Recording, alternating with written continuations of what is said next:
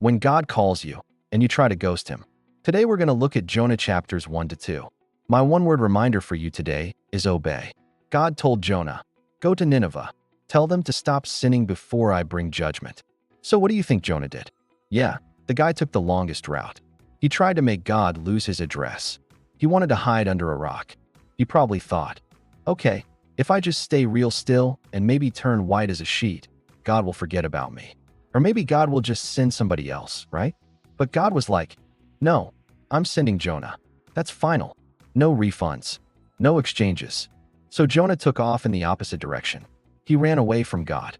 He booked a ticket to Tarshish, which was like the farthest place he could find. That's like God telling you to go to France and you book a flight to Canada. Imagine God saying, "Go preach in Bucharest," and you're like, "Yeah, I hear you, God, but my legs don't speak Romanian. I'm booking a flight to Finland. Maybe I'll start a church there." Cause, they love their saunas and saunas are hot. Everybody wants to get in. It's the perfect place to start a church. On the ship, Jonah probably thought, out of sight, out of mind. God will pick another prophet. But God was like, nope, he's mine. Send him back. So the sailors were like, wait, hold up.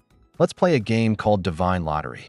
Close your eyes, stick out your hands, and let's see who God points his finger at. They closed their eyes, put their hands out. Their hands landed on Jonah. And when they opened their eyes, they were like, it's this guy? Oh no, it's this guy. Jonah was like, yep, it's me. Throw me overboard, and the sea will calm down. So they were like, are you sure? He was like, positive. Do it. They threw him in. Instant peace. And then WHOSH. A massive fish swallowed him whole. Now imagine Jonah inside the fish. Seaweed in his hair, smelling like tuna and regret. For 3 days, Jonah prayed no phone, no light, no fresh air, just him and God's lesson plan. Finally, God told the fish, spit him out. And the fish vomited Jonah onto dry land. Guess where Jonah went after that? Straight to Nineveh. No detours, no Tarshish. Sometimes God won't just send you, he'll deliver you. Literally. So some of us want to outrun God, but he owns the streets. Some of us want to hide from God, but he owns the seas. Some of us want to pretend like we didn't hear from God, but he's got a way of making himself known. In this case, by sending a fish with a 3-day delivery service. Now here's the good news. God doesn't delight in punishing people. He delights in giving second chances. After Jonah preached to the people of Nineveh, they repented.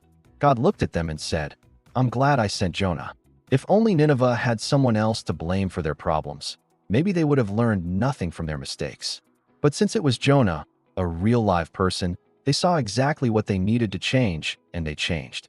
That's why sometimes in life things have to get really bad before you finally say, God, I need you. I've had enough. Please help me. See, Jonah wasn't the most obedient servant, but God used what Jonah did wrong to make sure Nineveh did right. Lesson number 1, you can run from the assignment, but you can't run from the caller. Lesson number 2, disobedience costs more than obedience. Lesson number 3, if you're in a belly of the fish season, it might be time to say yes before you smell like sushi. Thank you so much for watching this episode of Bible Remix. If you enjoyed this video, please hit the like button, leave a comment, and subscribe for new episodes every week.